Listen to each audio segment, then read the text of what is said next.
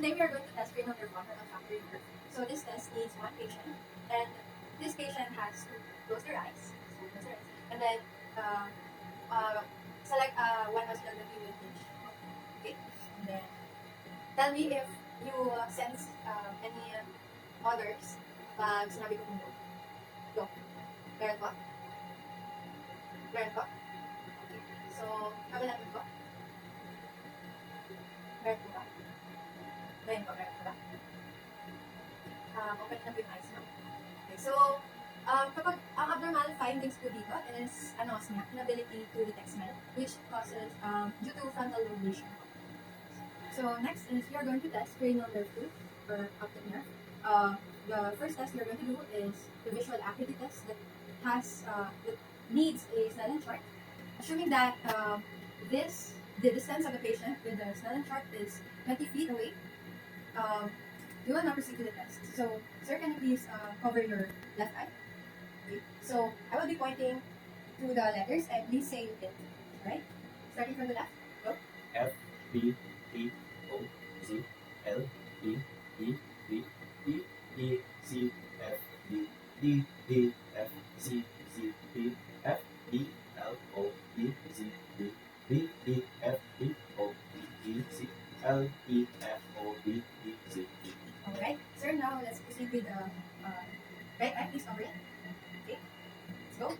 F, E, E, O, Z, L, E, E, D, E, E, C, F, D, E, B, F, C, Z, D, F, E, L, O, P, Z, D, D, E, F, B, O, D, E, C, L, E, F, O, D, E, C, D.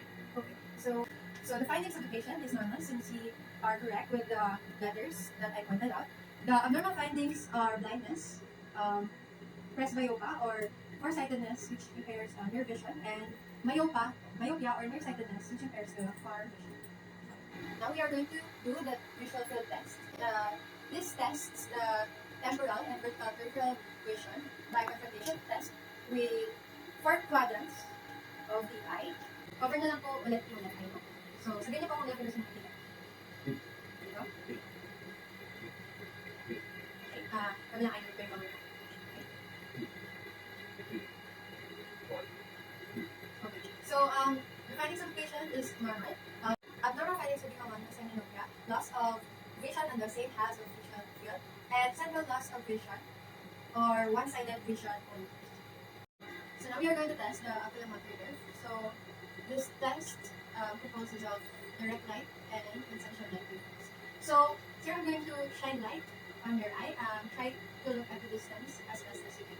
Okay.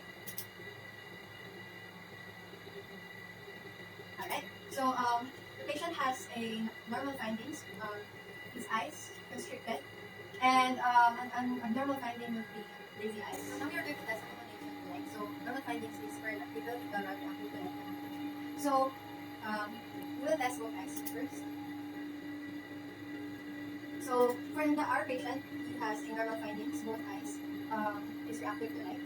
And now we are going to test his eye movements. Okay, sir. So then lang po yung highlight. Okay.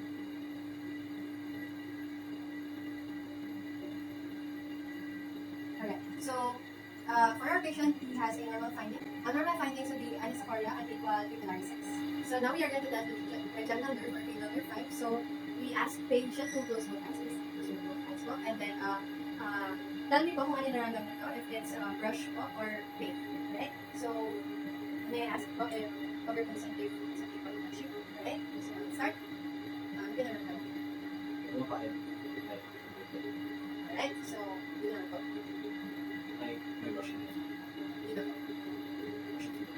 Okay, next po. Ano ba yung naramdaman? Short. Dito. Dito. Wala po siya. Dito. Short.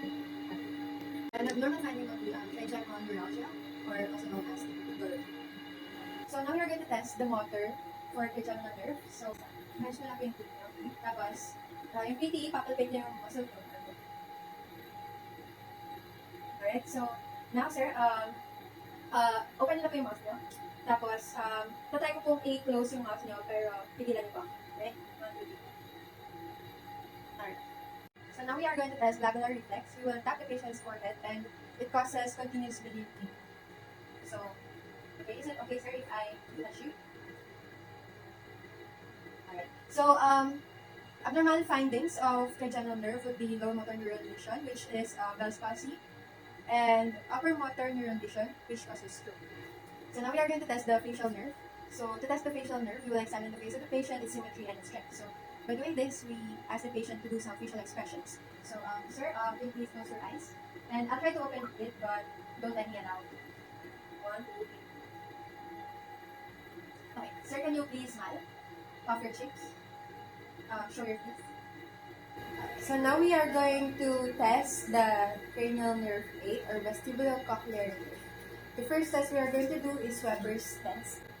We need a tuning fork, and we will tap it to our bony continents. Then we will place it on the top of the forehead, and we'll ask patient if kung saan na mas naririnig yung sound. Onday ko, pero mas hindi na ito. Next, we will do it again, but in the middle of the forehead. Saan po mas We are going to do the rinse test. So now we are going to do the bone conduction. So tatapat natin siya sa muscular process. And then si patient, sasabihin niya kung nang stop kung hanggang saan na lang kayo. Stop. Please type.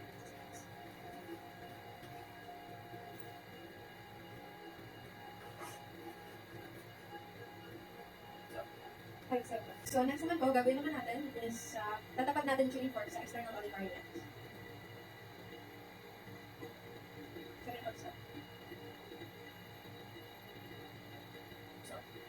So 11 seconds. Sa left ear naman.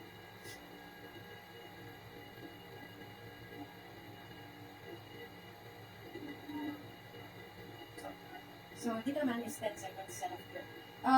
I-note din po na yung distance ng tuning fork at sa external auditory nerves is 1 to 2 centimeters. So the normal hearing is if the sound heard through air is longer than the bone. And abnormal findings is conductive loss of hearing, which is sound heard is longer in the bone than the air. So now we're going to test cranial nerve 9 and 10 was for urine because it is the longest nerve. Now let's ask the patient to take a sip of water and we will observe how it swallows. So, okay, okay. Okay, now usually yung normal findings, the soft palate remains the same and the uvula remains in the middle. Of this nerve is bulimia nervosa. Sorry. So now we are going to do the spinal accessory nerve. First yung graph. So ask natin si patient to shrug his shoulders. Pero labanan niyo po yung resistance. Okay, 1, 2. Ay, isa pa po, labanan niyo po yung resistance. Shrug your shoulder. Ready? Go. Alright, good. Next, gagawin natin is yung sa sternocleidomastoid. So, move niyo po yung head niyo to the left. Labanan niyo po yung resistance sa kamay. Ready? Go. Alright, kabila naman po. Look to the right po. Labanan niyo yung resistance. Okay, now we are going to test the cranial nerve 12 or hypoglossal. So, first we will ask the patient to open their mouth and we will observe its tongue. Okay, so next, sige po, close na. And now we will ask the patient to stick their tongue out, and an abnormal finding would be unilateral paralysis. Yung tongue nagde-deviate siya on the side of the lesion. So, sir, paki-stick po yung tongue. Alright? So, so, in his case po, his findings are normal. And to test the strength of the tongue of the patient, we will just ask the patient to press their tongue on their side of the cheek or against their cheek. And, yeah. Okay? So, kabilang side naman po.